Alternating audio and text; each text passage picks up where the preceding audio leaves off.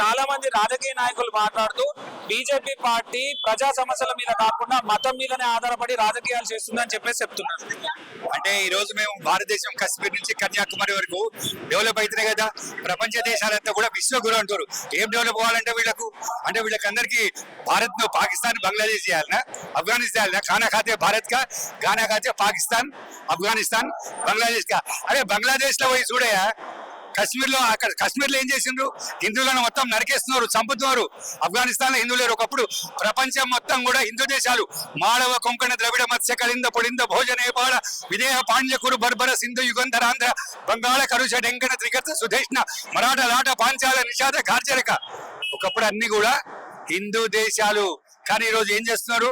ఓట్ల కొరకు, అధికారం కొరకు 1947 లోపల మనకు స్వతంత్రం వస్తే, అంటే 79 సంవత్సరాల నుంచి భారతదేశాన్ని మతతత్వ రాజ్యంగా చేయాలంటారు. వీళ్ళు ఏమంటారు? అందరూ కూడా మేము ముస్లిం పార్టీ కాంగ్రెస్ అంటారు. మేము ఎప్పుడైనా హిందువుల పార్టీ అన్నామా? మేము నరేంద్ర మోడీ గారు అనేది ప్రతి రంగం లోపల అభివృద్ధి చేస్తున్నారు నరేంద్ర మోడీ గారు. వాళ్ళు కళ్ళు లేని కబోది లేక మాట్లాడితే దాని గురించి మనం ఏం చేయలేము. తెలంగాణలో యువత బీజేపీ పట్ల ఆకర్షణీయంగా ఉంది అనుకుంటున్నారా? 100% ఉంది. ఈ రోజు అందుకొరకే నేల ఈనిందా, ఆకాశం బద్దలైందా అన్నట్టు తెలంగాణ నుంచి వచ్చింది. మేము ఇంకో స్లోగన్ తెస్తున్నాం, గడపలో కులం, గడప దాటితే హిందువులం. ఈ రోజు కరీంనగర్, నల్లగొండ, మహబూబ్నగర్, వనపర్తి, తెలంగాణ రాష్ట్రం మొత్తం నుంచి కూడా ఇక్కడికి వచ్చి మీరు చూస్తున్నారు కదా.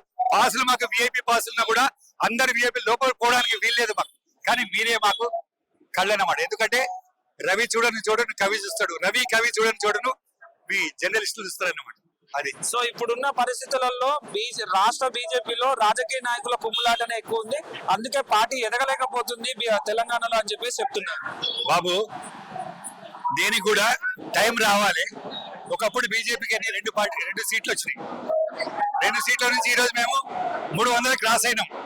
రేపు వచ్చే ఎలక్షన్స్ లోపల 450 క్రాస్ అవుతాం. వింటున్నావా? అది కుమ్ములాటలు అవన్నీ సహజం అమ్మా. ఇప్పుడు ఒక కాన్స్టిట్యున్సీ ఉంది, ఒక ఎమ్మెల్యే కాన్స్టిట్యున్సీ, 100 మంది ఆస్పిరెంట్స్ ఉంటారు. 100 మందికి టికెట్లు ఇస్తామా? అది హైకమాండ్ చూసుకుంటది.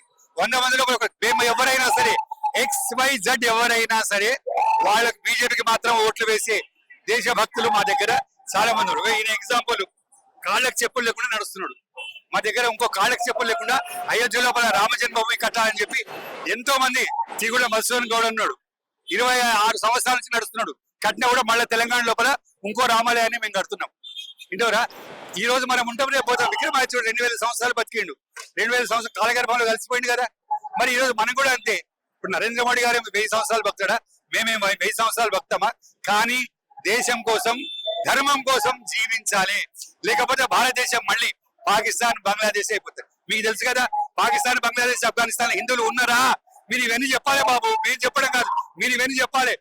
చిన్న ఇది చెప్తే ఆ పేపర్ లోపల కూడా చిన్నగా ఇస్తారు హిందువుల పట్ల. ఇదైతే ఇవన్నీ కూడా మార్పు రావాలి మీ లోపల. ఏమంటావు? కాంగ్రెస్ వాళ్ళు మాట్లాడుతూ నెక్స్ట్ వచ్చే ఎలక్షన్లలో రాహుల్ గాంధీని ప్రధాని చేసుకుంటాము ఖచ్చితంగా అని చెప్పేసి మాట్లాడుతున్నారు. వాళ్ళకి ఆ స్కోప్ ఉందంటారా? బాబు, అది 5 ఏళ్ళ లెక్క. మళ్ళీ నువ్వు రాహుల్ గాంధీ అనకు నాన్న, రాహుల్ ఖాన్ అను. అరే ఫిరోజ్ ఖాన్ మనవాడు రాహుల్ గాంధీ ఎట్లయితే నాకు అర్థం కాదు. ఒక వీర సావర్కర్ పేరు తీసుకో, ఒక ఛత్రపతి శివాజీ పేరు తీసుకో, సర్దార్ వల్లభాయ్ పటేల్ మహానుభావుడిని ఉదయం లేస్తుంది, సర్దార్ వల్లభాయ్ పటేల్ నమస్కరిస్తారు. ఆయన లేకపోతే ఈ రోజు హైదరాబాద్ పాకిస్తాన్ లో ఉండేది. భారతదేశం లోపల 500 సంస్థానాలను భారతదేశంలో కలిపిన మహానుభావుడు. ఉదయం లేస్తూనే మనము సర్దార్ వల్లభాయ్ పటేల్ గారికి నమస్కారం పెట్టుకోవాలి, లేకపోతే హైదరాబాద్ లో ఉండి వేస్ట్ మనం. ఇవన్నీ కూడా మాటలు అవన్నీ కూడా. మరి 40 సంవత్సరాలు డిఎంకే తోటి ఉండి ఈ రోజు విజయ్ పార్టీ ఇప్పుడు ఎందుకు పోయిండు?